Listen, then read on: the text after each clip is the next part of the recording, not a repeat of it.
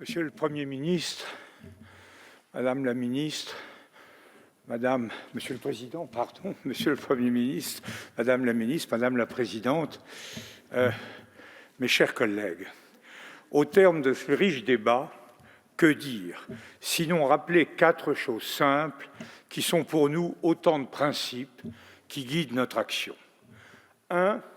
Nous sommes engagés au Sahel depuis 2013 par la volonté expresse de la communauté internationale, des États africains de la CEDEAO et du gouvernement du Mali, alors menacé d'une entreprise de subversion destinée à installer sur son territoire un califat islamique.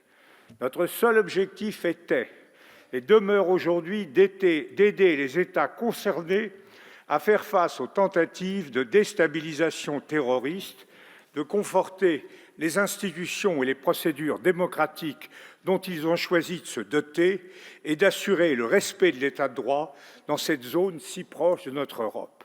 Si, avec nos partenaires européens, nous sommes présents militairement et civilement au Sahel, c'est parce que la communauté internationale, les gouvernements africains et européens ont un intérêt commun à lutter contre toutes les violences et contre tous les trafics de personnes, d'armes et de drogues. Ce n'est pas la France seule, mais la France, l'Europe, l'Afrique qui mènent ensemble ce combat, qui est d'abord un combat pour l'homme. Deuxièmement, il ne saurait être question pour nous de continuer plus longtemps à conduire notre action à partir d'un État qui ne veut plus de nous. Cet État, fut-il conduit par un gouvernement issu d'un double putsch, est bien décidé à se soustraire pour une durée indéfinie à tout contrôle démocratique. Le gouvernement autoproclamé du Mali a décidé de rejeter notre aide et a choisi de passer alliance avec une compagnie de mercenaires dotée d'une solide réputation de pillage et de prédation. Cette ingratitude est une grande déception. Et je me permets de le dire, une immense amertume pour notre famille, celle de ma femme, qui a perdu un petit-neveu aux côtés du lieutenant Bockel. Et comment ne pas être affligé de voir les ressources du Mali arrachées à son peuple?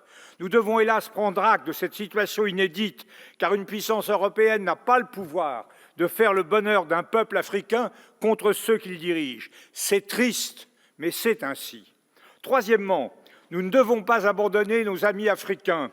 Ceux qui nous font confiance et qui déclarent, comme le président Bazoum du Niger, avoir besoin de nous et ne pas pouvoir rester seuls pour lutter contre le terrorisme.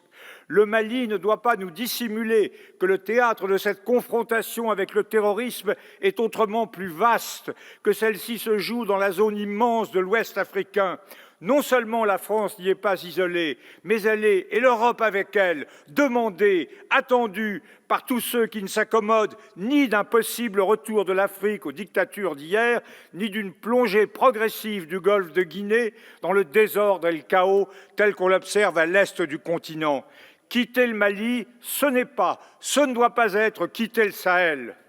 Ce n'est pas la France qui est isolée des États africains, mais bien le gouvernement autoproclamé du Mali qui est isolé de ses partenaires.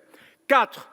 Notre dispositif civil et militaire sur zone doit s'adapter à une situation inédite. Le temps n'est plus des années Serval, où il s'agissait d'empêcher des guerriers venus du Nord de s'emparer de Bamako. La menace terroriste s'est faite progressivement plus diffuse, plus urbaine, plus proche des grands pays du Golfe. La dissémination de la menace nous lance un défi inédit. Elle nous oblige à plus de souplesse, plus de vitesse, plus d'agilité. Mais par-dessus tout, notre action doit se faire plus civile, plus économique et plus sociale. C'est en civilisant nos efforts que nous répondrons durablement aux attentes de nos amis africains et que nous mobiliserons, là encore, sur la durée, nos partenaires européens. La vraie bataille à livrer, mes chers collègues, ce sera finalement celle de l'investissement, du développement, de la démocratie et de la solidarité. Nous comptons sur le gouvernement pour relever ce grand défi.